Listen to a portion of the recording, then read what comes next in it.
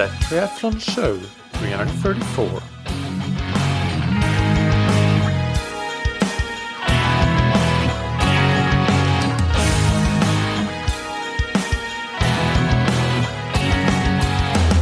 Hey, what's up everybody, and welcome back to another episode of The Triathlon Show, the podcast presented by scientifictriathlon.com.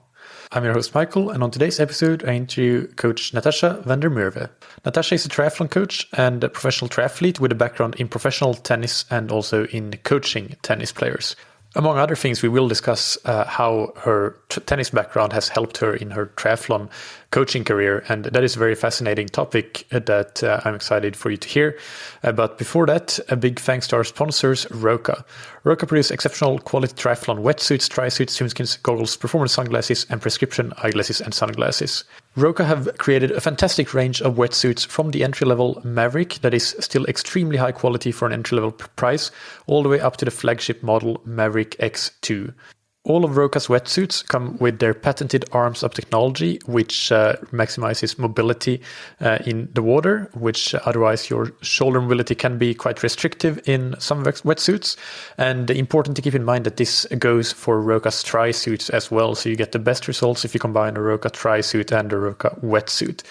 There are a ton of fantastic features in Roka's wetsuits specific to each of them. For example, the MX Max Buoyancy wetsuit is the most buoyant wetsuit of all of them. And another example is the exoskeleton in the Maverick X2, which maximizes speed and propulsion by improving the connection between your hips and your shoulders. Visit roka.com/TTS for 20% off your order. And thank you to Zen8. The Zen8 indoor swim trainer is a swim training tool that you can use at home that allows you to improve your technique, power and stamina, and save time and stay consistent. Consistency is what often gets lost in swimming in particular, because it might be difficult to find the right time to get to the pool, especially post-COVID. There are still certain pools that force you to book a specific time, which can be difficult. So a time-efficient way to complement your pool and open water swimming at home is really invaluable if it helps you reduce those missed sessions. In addition, a swim training tool like the Zen8 allows you to do things like swim, bike, brick workouts. And also the Zen8 swim trainer is perfect for working on core activation and streamline because of the built-in instability element of the swim bench. The Zen8 swim trainer does not take up a lot of space, and it's very affordable, and even more so with a 20% discount code that you can get on zen8swimtrainer.com/TTS. And remember, this is a risk-free investment. If you don't love it after 2 weeks of using it, send it back and you can get a full refund. Now, without any further ado, let's get into the interview with Natasha van der Merwe. Welcome to That Triathlon Show. Natasha, how are you doing? I'm doing great, thanks. Thanks for having me. Yeah, it's my pleasure. Let's start by an introduction. Can you tell the listeners who you are and what your background is? Yeah, of course. So my name is Natasha van der Merwe. I'm based out of Austin, Texas, and I am the owner and head coach of NVDM Coaching. We work with athletes here in town, but then also virtually through Training Peaks platform, which is how we can work with them. But my background is I'm originally from South Africa. I grew up in a small town being exposed to every single sport imaginable. So I played every single sport imaginable, and I really dove into tennis at a young age. And from 12 years old on, I started traveling the world playing tennis. And that took me to, out of high school, becoming a professional tennis player. Through that time, my sister was also a tennis coach, and I would help her. And so this is kind of at the start of my coaching career. I would help her coach athletes when I was in town training, on the side, as I played professional tennis for the next 2-3 years out of high school. Continuously got injured. And so I ended up having an opportunity to coach tennis. And I started that coaching career at Club Med in the Bahamas, and where I just came into the program to help the coaches that were already established, who had already established the program. I soon took over the program and was, creating clinics and classes for people that were coming to Club Med on vacation to learn how to play tennis. And then from there, I found myself in the States. I live in Austin, Texas now, and I started working for country clubs around Austin, Texas, teaching tennis and juniors and adults and all of the like. And it was while I was coaching tennis that I got introduced to triathlon. I was 27 years old. While I swam as a kid, I actually had not swum at all from 12 until 27. And then I really hadn't ridden a bike except riding a bike as a child So that was newer to me. And then running, I kind of got into running just to stay fit and healthy, to be able to coach others while I was coaching tennis. And when I first did my triathlon, I just absolutely fell in love with the sport. And so I said, well, how can I dive deeper into this? And there was a local team in Austin that had a really big group, but they needed help, with a strength session here and someone leading a bike session out front. And they knew my background in coaching tennis, said, hey, how can we, kind of put you into the fold with what we're doing? And so that's where my coaching triathlon started immediately, as I joined this group, local group, and I said, I'll help out. I'll kind of get folks going with their track workout and their strength workout. And slowly just switched careers from a tennis coach, and was probably doing a couple lessons on the side, to helping at triathletes on a local level. And then from there, I got invited to be a part of a coaching team, a coaching company, and they brought me in where I'd work with athletes virtually, so through their software. I did that for multiple years. And after that, there was a facility here in town called Austin Aquatics and Sports Academy, and Brendan Hansen, the Olympic swimmer, was creating the swim program. They called me in to create a triathlon program, and from scratch, and said, okay, however you want to create it, here's the facility, you do what you want to. And so we did that. And within a year, we were one of the biggest triathlon training groups in Texas. I think we were up to 120, 130 athletes training together every single day at this one central facility. I did that for a year and a half. And for some reasons, I moved on and just started doing my own things. And throughout this time, as you know, I became a professional triathlete.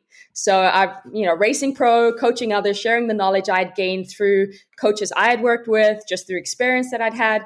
And then folding into today, I'd created NVDM coaching outside of me just working with a couple athletes, because a year ago, I had the opportunity to work with Nick Bear, who has a supplement company here in Austin, but has this massive following, especially with military, like kind of the strong guys who really want to get into triathlon, but he's got a huge YouTube following, Instagram following, and he started documenting me working with him online.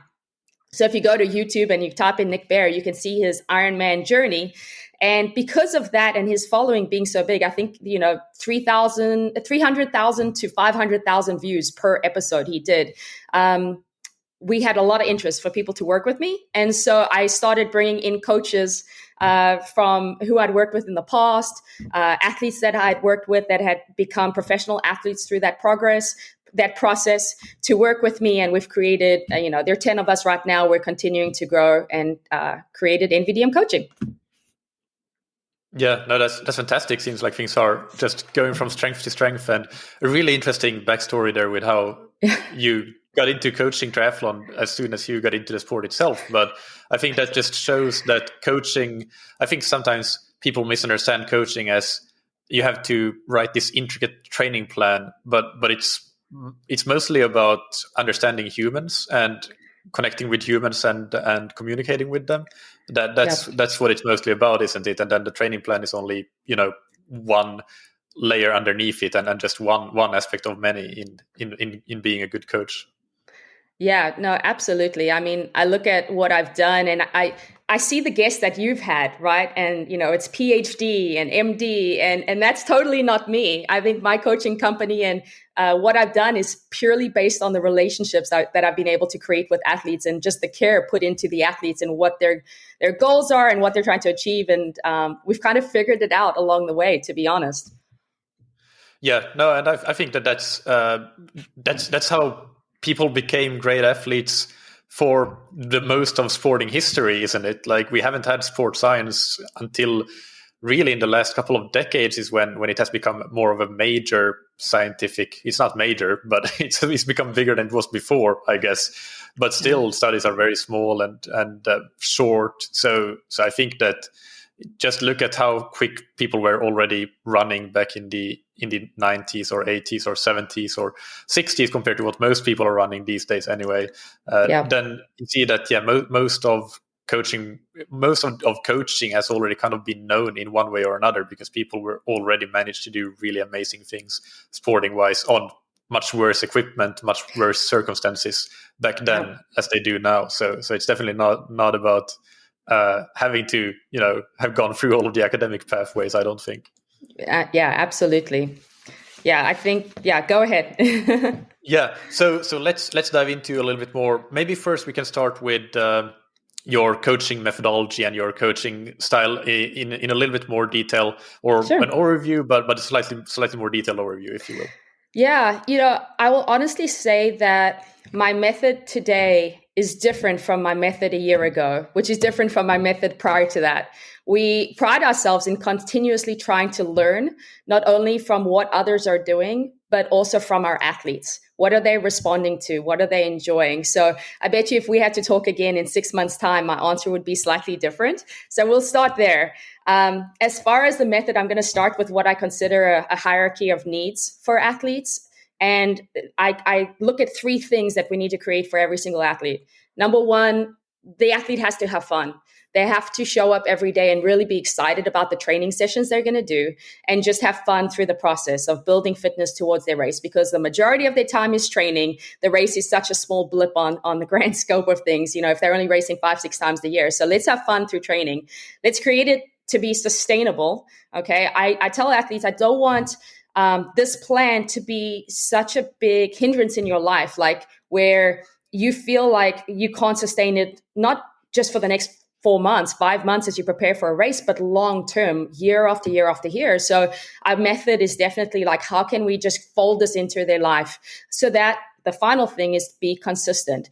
I'm not very big on like creating such a massive training load that's going to require a lot of recovery from one specific session or from one specific overload week. I prefer athletes just to be able to show up day after day, week after week, building towards their race.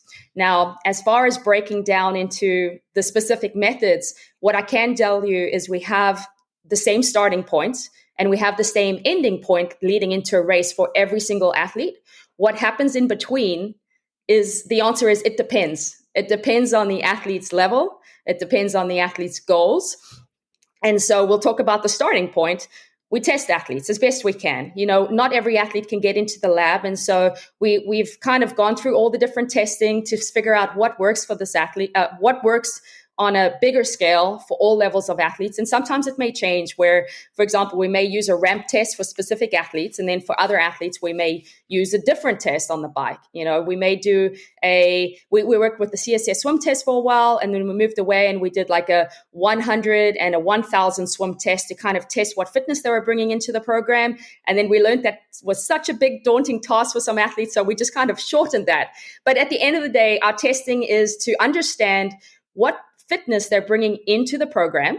And then with those numbers, as best as we can, we're going to set up their training zones, knowing that as they start training and as we start looking at the details of their workouts, that will continuously adapt as they adapt. Okay. So starting point, testing. Ending point is race specific work.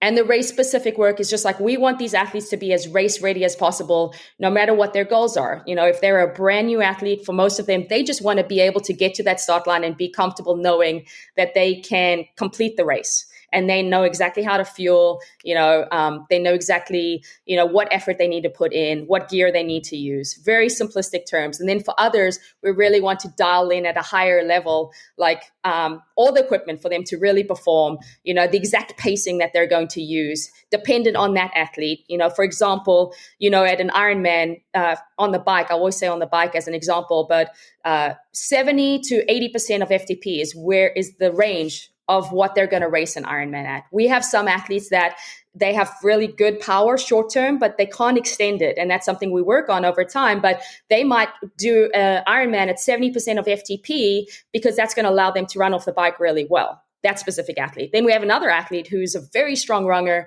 and he doesn't have that top end out power, but he can extend. And so he's going to go at 80% of FTP and still be able to run off the bike well. And so we're really like diving into the details to figure out what's going to allow them to perform the best way possible. The in-between, again, is dependent on the level of the athlete. But typically, if we had to break it down by swim, bike, and run, the general consensus is we want to go fast before we can go far. Okay. We definitely stick to a USPRT swim philosophy. ultra short race pace training, because we want them to swim very well, very mindfully for a short period of time. And then we say, how can we learn to extend that over time? Because I think that's one of the biggest mistakes people make, is they're unaware of what they're doing to create the speed or to hold their form together during a race. And so that has seemed to work really well for us. And just to be intentional about their training. And then on the bike, the same thing. Let's teach athletes how to create power for a short amount of time and then learn how to extend it as they get close to race day.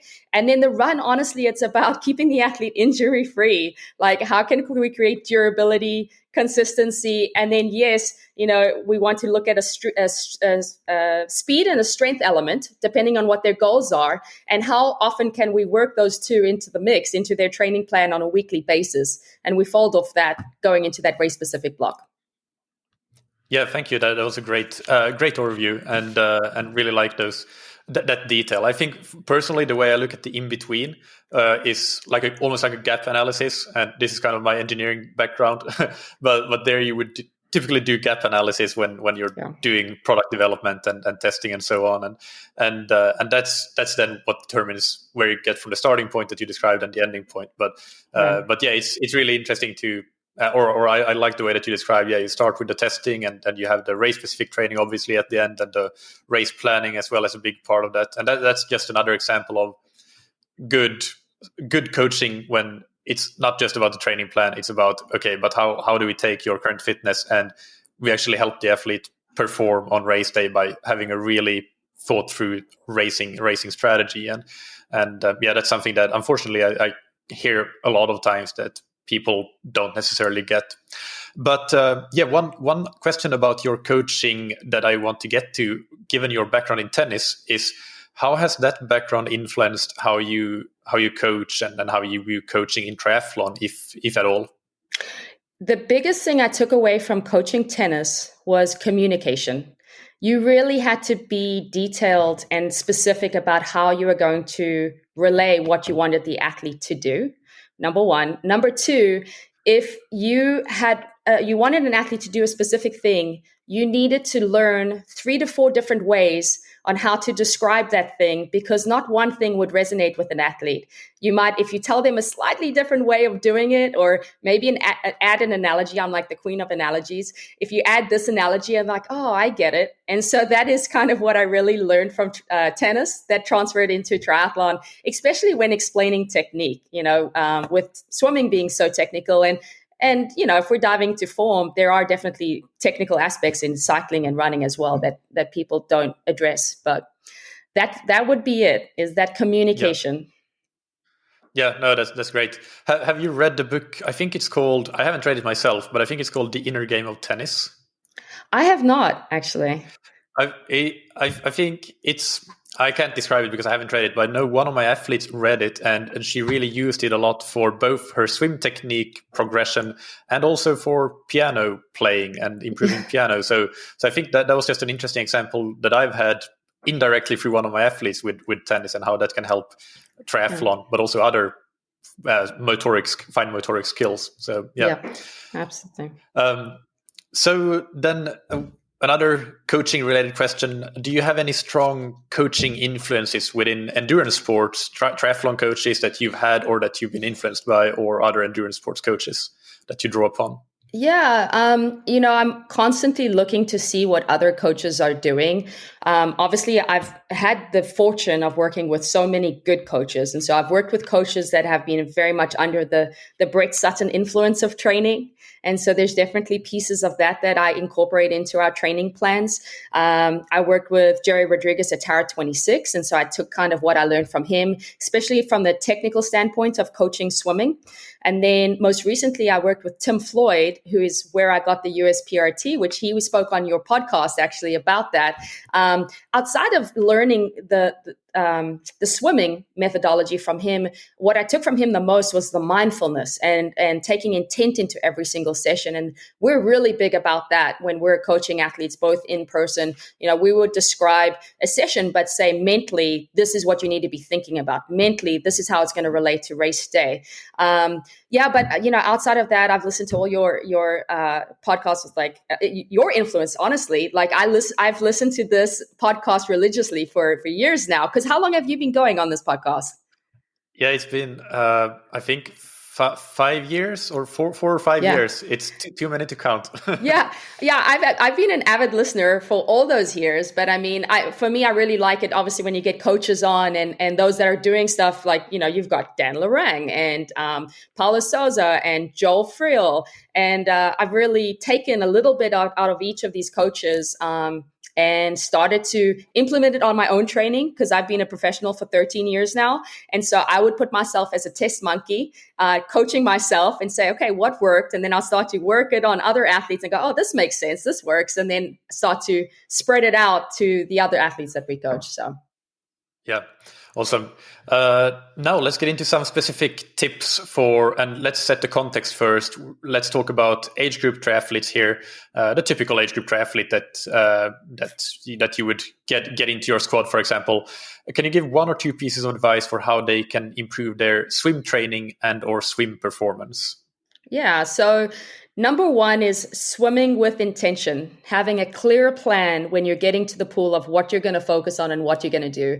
We have so many athletes that come to us and they would literally get in the pool and just swim because they just want to feel like they can do the distance and really not think about how they're swimming and how it feels. And so we're big about making sure that they have full understanding of how to change speeds. If you're going to swim at 80% and you need to pick up the speed to 90%, what is the form focus that you're going to take into doing that? And they end up being a self-coach by just being very mindful about their workouts. And then the second piece of advice is they have to swim frequently. I would rather prefer an athlete get in the pool 4 or 5 times a week for 20, 30 minutes at a time, then do 2 sessions for 1 hour at a time. Because as you know, most age group triathletes, they look at the swim and go, oh, that's only 20 minutes or 30 minutes. That's such a small part of my day. I'm only going to put attention onto that sport for that amount of time in my training as well, without thinking that swimming impacts the way you bike and you run as well. And so we have to put a heavier emphasis on swimming so you can bike and run well. Yeah, makes sense. And what about the bike? If you can give one or two tips for improving training and or performance there. I would say the same thing goes as far as being very intentional about what you're doing. Too many people kind of get on their swim bikes and they're most of the time looking at their phones and scrolling Instagram as they're working out versus really focusing on like the effort and, what are they doing with their foot and their form and learning how to breathe to bring their heart rate down and, are they engaging their glutes? And so just really paying attention to how you feel and how can you create and generate power.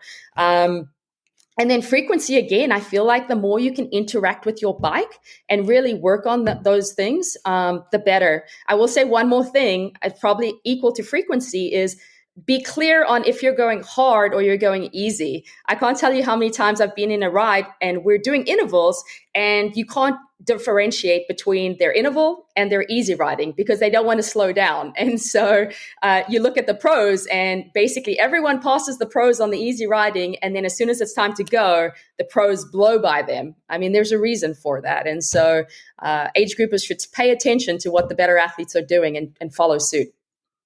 Yeah. And what about running? The biggest thing we always see is, and have athletes do, is having to slow down to make it truly aerobic. And then number 2 is durability through frequency. I'm big on running frequently to build up efficiency and just build up durability of the joints versus running here and there and now it being this massive impact on the joints and they're running too fast and then that's how they're getting hurt. And so if we can run frequently, if we can slow down, build up that efficiency, I think that's a good starting point for most athletes. Yeah, no, I would definitely agree with that. And there's some, I think an interview that I did with James Debenham, a physiotherapist, was really interesting in explaining kind of the tissue remodeling and tissue recovery aspects of this and why it makes sense that you can easily recover from a 20 to 30 minute run relatively quickly, and you can do it day after day, at least once you have some experience. Let's call it a few months of experience of running, but it's not the same to do a 1 hour run back to back at all. It's just a different ball game. So yeah, frequency, especially in the early parts of a career, makes total sense. Yeah. And when you take on a new athlete, do you have any typical what you might call early wins? So by that I mean examples of changes where the athlete can get some quick improvements or quick results that based on something that you help them change? Yeah, just swim, bike, and run. Obviously on the swim, shortening things up and making things just more intentful. Like I always start with athletes with learning how to swim correctly 25 at a time. And then once they know how to do that, then they extend it to 50, they extend it to 75. And that's really made a difference in swimming with the correct form, being mindful about it. And we see quick improvements from that. Then biking, our early win is definitely, I'm a big fan of big gear work. So a lot of athletes do come to us and I'm looking at their cadence and they're just spinning at 90 to 100 RPM and they're missing that strength element. We see so many athletes that if you look at their threshold heart rate on the run and their max heart rate on the run and you compare it to the bike, like there's this huge gap, where their max heart rate's maybe 180 and on the bike it's only like 150. And we say, well, you just don't have the leg strength to work hard enough to get your heart rate higher. And so as soon as we start working on bigger gear work just to build cycling specific strength, they're able to work at just a different level. And we get results really quickly from that. On the run, honestly, it's just building in frequency and slowing them down. Everyone is so doesn't want to do it at first. They don't want to slow down and it feels like they're not improving by doing so. But we immediately start pointing out, hey, look at your pace and look at the heart rate. And the next week, that same pace, their heart rate's now lower, or at that same heart rate, their pace is now a little bit faster. And so that is a big thing that we do. And then cadence. We always look at their running cadence, and so many of them, they just need to learn how to pick up their cadence in order to increase speed, because we know that you come off the bike, there's no such thing as big, powerful, strong strides that's going to get you across, a 13 or 26 mile run. Like for you to go fast and hold speed, like you have to be turning your legs over. And so we make that a prime focus for our athletes when they come into us.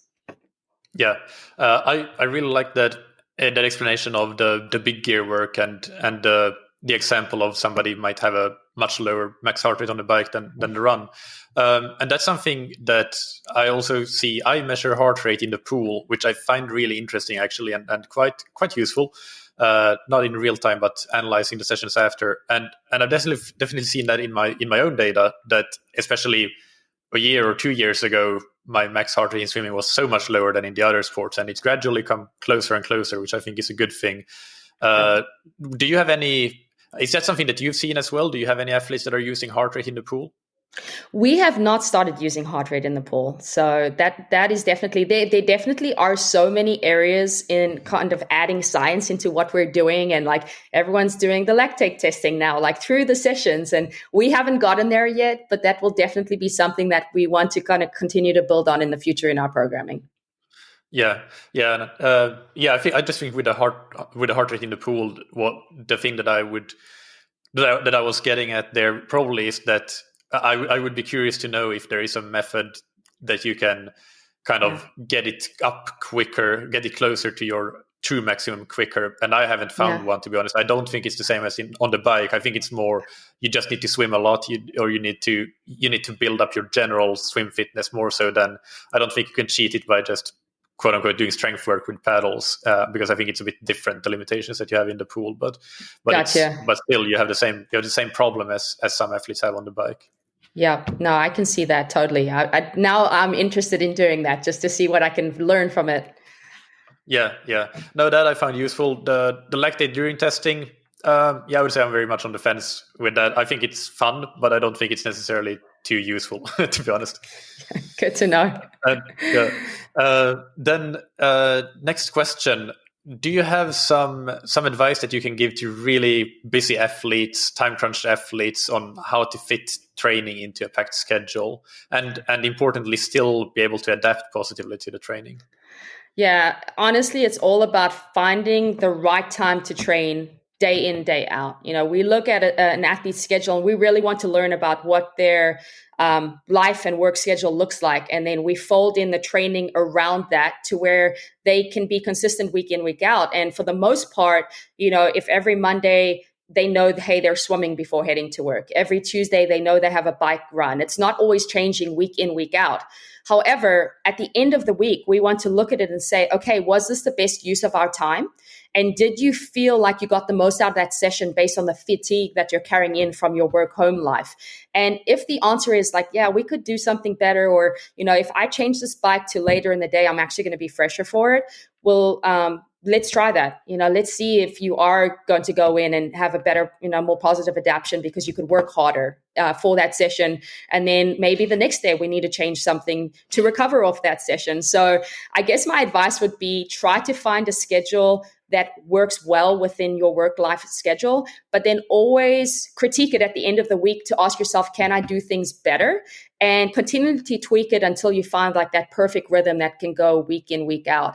And a lot of the times you also need to account for the stress. Like you get training stress and you have work-life stress. And you have to work that into when you want to do your key sessions. So like if you have Monday as a very stressful work day of just meeting after meeting, and at the end of the day, you're just exhausted. Well, that's stress that you can account that as if you just did a hard workout that day. So probably doing a very hard workout the next day is not for you. Plan your hard workouts around the days that the day before you're going to be a little more rested going into it. Yeah, no, that makes sense. I like that process of every week asking yourself, what was there something that I can do to improve the process? Do you have that conversation with your athletes basically on a weekly basis, discussing that specific thing, like reviewing the week that was in that way? Yeah, absolutely. Absolutely. We're very high on communication when we start to first work with an athlete, and then we find the perfect rhythm within typically a month or two. And then definitely if we see, in training peaks, if it's all complete, it's all green, right? If we see yellow and red, we're going to have the conversation of, did you just not, time manage this day to where you missed the session? Or is there something impacting it that you could not get the session in? And do we need to change things around? And then we always start with athletes doing the minimum. And at the end of the week, say, hey, can we add? We should never say, oh, we need to take things away because that was just too much. We'd rather want to build off what we know we can comfortably do, because otherwise it becomes too overwhelming for the busy athlete if we start too high.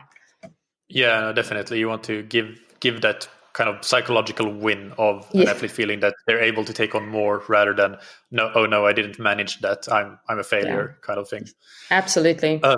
Yeah. So what about recovery and balancing in that? You kind of mentioned some things already with regard to how you think about recovery, the stress discussion we just had, but also earlier you mentioned that you like to build a consistent routine, not so much overload weeks or overload days with massive recovery. Are there any other aspects of recovery that you would like to highlight and discuss? It all starts with eating and sleeping.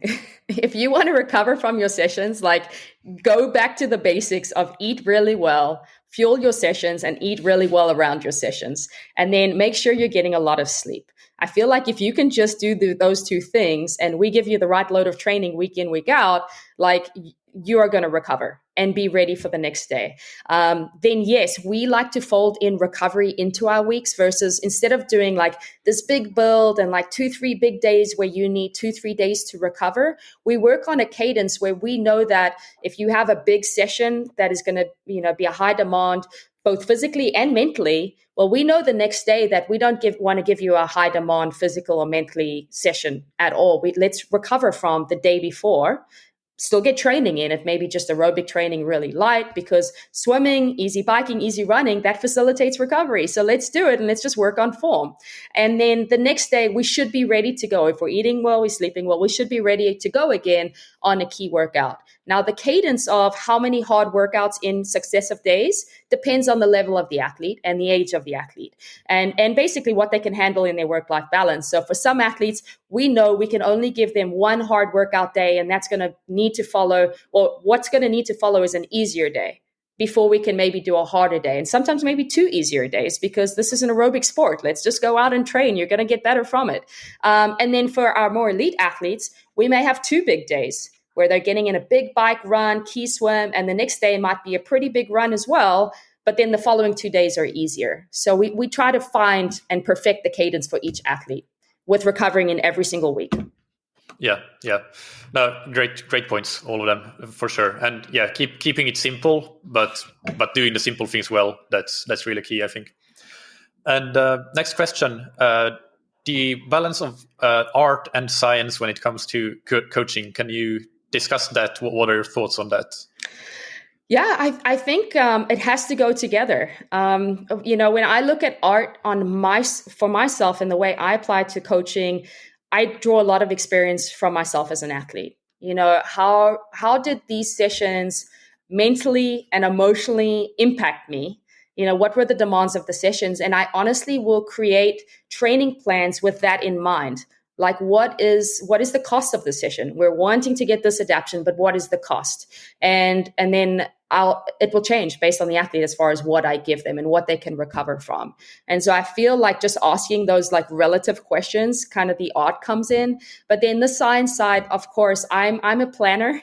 And so I do like to look at a training plan and see that week 2 is a build of week 1, and you can see a direct translation of this is what we're doing and doing a little bit better. And then week 3 is a build of week 2, and so there's progression in the manner of our training. I do that sometimes, and then I also do like a alternate or a bi-weekly comparison, because athletes, we're doing that in a block right now. Is we have like 90 athletes going to Texas 70.3, and all of them are really thriving on a bi-weekly comparison block, which is we did, for example, on one Tuesday, week 1, we did a time trial. Well, week 3, we did the same time trial, and their goal was to do it better. Then week 5, we did the time trial and extended. And week 7, we did the same time trial and do it better. And they had all these wins along the way, like, oh, I'm getting better. And then on the flip side, week 2 and 4 were the same. Week 6 and 8 were the same. And also that kind of comparison, but build to be race ready. So I feel like that's probably the sciencey side, of planning and to it. Yeah. Yeah, for sure. No, I like that. That helps as a coach as well. It helps you see how things are going in an objective way with those things. And as long as it's not too costly for the athlete in terms of physically, I'm sure it's fine to do a short time trial quite often, I think. But some athletes I find are you need to be a bit more careful with just mentally if it is as a stress. But I think it's also about how you frame it to the athlete. It's not a pass or test fail. It's just it's testing is training and training is testing in a way. Absolutely. Yeah. I mean, we don't like to test. We do get initial testing from them in the very beginning. But if we can pull the data from these kind of sessions, that is testing. As you said, training is testing. Yeah. And so we can say, oh, your FTP needs to be higher because look at what you did in this session, and we're on Zwift. So we do team Zwift time trials, and we call it our video game. And, we're playing, but in turn, we're getting fitter. And so we try to approach it as like, let's go play video games and in turn get fitter, just to keep it kind of lighthearted through the process. Yeah. I think that is key, the lightheartedness as well. And for example, I've played around with just how I name sessions. So let's say I wanted them to do a 3-minute bike time trial, and I call it 3-minute bike time trial as the title in Training Peaks. Then I know that the athlete will react completely differently than if I have a workout called Fast Blast or something fun like that, and then it contains something 3-minute all out, but it won't be perceived as a time trial in a way. It will just be perceived as a natural part of the workout, and it won't cause that same stress response, I think, in some athletes that would otherwise have it. Yeah, it's so true. It's weird how that works, isn't it? We went through like this series of 3, 4, 5-minute intervals, which were essentially like VO2 max and FTP intervals. But I was just like, let's climb up the hill, in short segments and race against each other. And with that, it wasn't as mentally taxing for them. So. Yeah. And that's also one reason why it's really good. It can be really good to train in a group or train outdoors, like just for that. The cognitive cost of doing things alone or indoors can sometimes be a lot higher than the alternatives. But of Absolutely. Course, this all depends on there are pros and cons to each of those methods. And then what advice would you give to somebody who is completely new to triathlon, just getting into the sport? If you can give 1 or 2 pieces of advice that we haven't discussed yet. Yeah, I would look to see if there's a local group. that you can join. I feel like going and meeting people and having FaceTime with coaches, but also other athletes. We have that environment here where we have so many athletes training together. And it's kind of to a point where now they're not even learning from me anymore. They're learning from each other. What gear are you using and what did you do for this? And so it makes my job easy, but I just feel like it really fast tracks the process.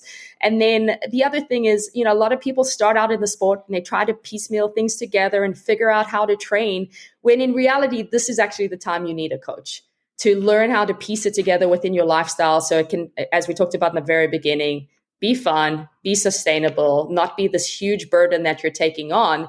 And then understand, like, what gear do you need, correct form so that you don't get injured, because a lot of injuries happen in the very beginning of someone's career because they're not training correctly and they're not training with the right form. So if you can kind of get with a coach right away to fix those two things, well, then on your own later on, you're doing things correctly kind of from the get-go. So those would be my two things. Yeah, no, it's a bit like compound interest. The earlier you start, the more gains you will have for the rest of your career with that. Yeah. And then if we take another example, somebody who has done a couple of seasons of triathlon training already and they want to move up from, let's say, sprint and Olympic distance to doing half and full Ironmans. Yeah. So if you have learned and perfected the way to train week in, week out, training for a sprint and Olympic distance, know that it's not such more of a big ask to train for an Olympic and an Ironman. A lot of people are like, what is the difference? Is it going to be too difficult for me? I've said, well, in reality, your week, Monday through Friday, when you're managing work, family, etc., typically stays the same, but the weekends are going to be bigger. So you got to just make sure that you're prepared for that. And then fueling comes into play. The longer you're training, the more important you really nailing down your fueling so you can be ready to train for that duration of time. And so the biggest change is really every little bit matters when it comes to what needs to be in place to support your training. But it's not as big of a jump that people think, I guess would be the biggest thing I would share. Yeah, great. And finally, what advice would you give to an experienced athlete that has plenty of racing under their belt, but they might be a bit, their results might have stagnated and they want to take a step further, start improving again, and maybe step onto some podiums? Yeah, so you look at, you don't ask them, what are your goals anymore? You ask them, what are your limitations from reaching your goals at this level? And a lot of the time, the answer is not swim, bike, and run. It's what they're doing around swim, bike, and run that needs to be addressed. That's kind of where the mental training comes into play, or something supporting the training that's letting them down. But with all of our top level athletes, we'd say, okay, you want to become a pro. Well, if you look at what the pros are doing, what are your limitations from getting to that level? Like, where's your swim compared to them? Where's your bike compared to them? Where's your run? Time management, on what scale is that? Mentally, where are you? So there's so many things. That is your family on board. That's a big one. A lot of people are like missing that final level just because there's tension at home about them training. It's like they're not getting the support they feel they need, and then they're not able to break through to that 1%, right? So just asking different questions at that higher level is what is needed. Great. Yeah. And what's one thing within coaching or within endurance sports in general that you're currently learning about or fascinated by, and why? So I've been very fascinated on the mental side of training and its impact on not only training, but on race day performance. And so I go through waves of like digging into books on learning how to essentially stay focused, how to get into, what you would say a flow state, because you can now operate at a much higher intensity, but because of the way you're breathing and the way you're focusing, the effort is much lower. Your heart rate is much lower, if that makes sense. And so I'm really fascinated about that. Where I was diving into podcasts every single day, reading books every single day on the sport of triathlon, because our business has grown so much, my focus now is on learning how to run a business, because that's totally new to me. So in all honesty, like I've actually stepped away a little bit, but I will always dive back into what kind of that next thing is. But mental training right now. Yeah. Do you have one or two nuggets just that you can share from the mental training? Something that listeners can try and they can do and incorporate in their training, and that could be helpful? Number one is learning how to breathe. It all starts there. It's I started again with my work with Tim Floyd. Like, I was so anxious because about the effort that I was going to do, and I didn't want to suffer. And he just taught me how to breathe correctly on the side of the wall, which not only calmed my heart rate down, but it put me into a very focused state for the next effort on just focusing on what I needed to do in front of me. So I feel like that's very big. I did Ironman Florida 2 years ago, and the whole time, based on the techniques of breathing, I felt for the 9 hours I raced, I was just focusing on breathing, in a very controlled manner, which in turn kept me very focused. And then outside of that, kind of having specific cues with which to go on. There's so many right now with our team here in Austin. We're putting them in these sessions where I tell them, we just did a session where we had them do 15 by 800. It's a Sutton session, right? At race pace. And I said, I want you to dial this in, and so that when you get to race day, you can immediately remember the session and break up the 13 miles as if it's just another 800. It's just another 800, and put yourself back on the track to where you felt great. Everything was clicking. And so it's kind of that vision with mental cues back to successful sessions that you want to be calling on come race day. Yeah. No, I like that. That's great. So let's move on to the rapid fire questions. So take just one sentence to answer each of these. And the first one is, what's your favorite book or resource related to triathlon or endurance sports? I can honestly say it's your podcast. Thank you. No, I really appreciate that. Do you have a favorite guest or favorite episode? I was so big into following Seiler. So I loved listening to him, Steven Seiler, speak on your podcast. But then since then, man, honestly, there've been so many that I've learned from, but definitely the coaches that are working with top level athletes and doing amazing things. I love to hear those. Yeah. What's an important habit that you've benefited from athletically, professionally, or personally? Time management. Just really planning out the details of every single day to get everything done. And finally, who's somebody that you look up to or that has inspired you? Unusual answer, but I am continuously inspired by my athletes that I work with every single day, because I know how much work, life, and yet they're still showing up, even at a very beginner level, to put the best effort into every single session. So for me, that's super inspiring. Yeah, absolutely. No doubt.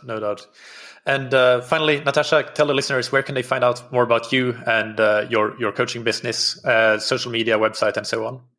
Yeah, so my website is nvdmcoaching.com. And then I am on Instagram pretty actively. It's Natasha VDM81 is my handle, but then also we have an NVDM coaching handle as well.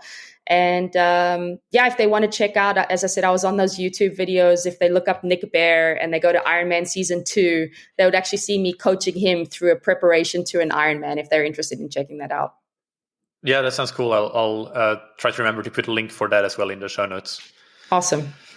Okay. Well, thank you so much. It was a pleasure to talk to you and hope to talk to you again soon. Yeah, thank you so much. I appreciate the time.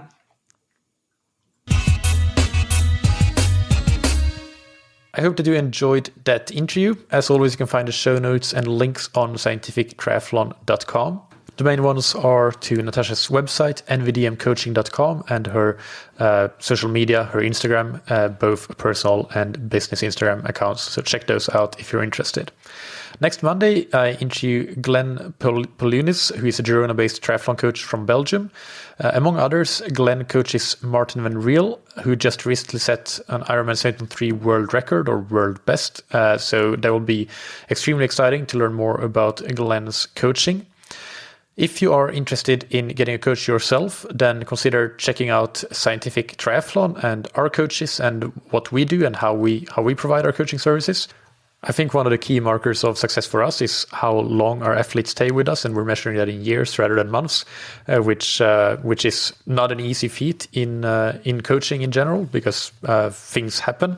So to reach a high level of retention, I guess, is a really important marker for really good coaching quality. So we're happy about that and proud about that. And if you're interested, reach out and we'll be happy to explain more. Finally, big thanks to our sponsors, Roka, that you can find on roka.com. Check out their wetsuits, tri-suits, swimskins, goggles, and exceptional sunglasses and prescription glasses for everything from day-to-day wear to extreme action sports. Use the promo code that you can find on roka.com/TTS to get 20% off your entire Roka order. And thank you to Senate. Use the Senate swim trainer to improve your technique, power, stamina, and in your swim training consistency. And get 20% off your order on the swim trainer with the promo code that you can get on senateswimtrainer.com/TTS. And don't forget that it's a risk-free investment. If you don't love it after 2 weeks, send it back and get a full refund.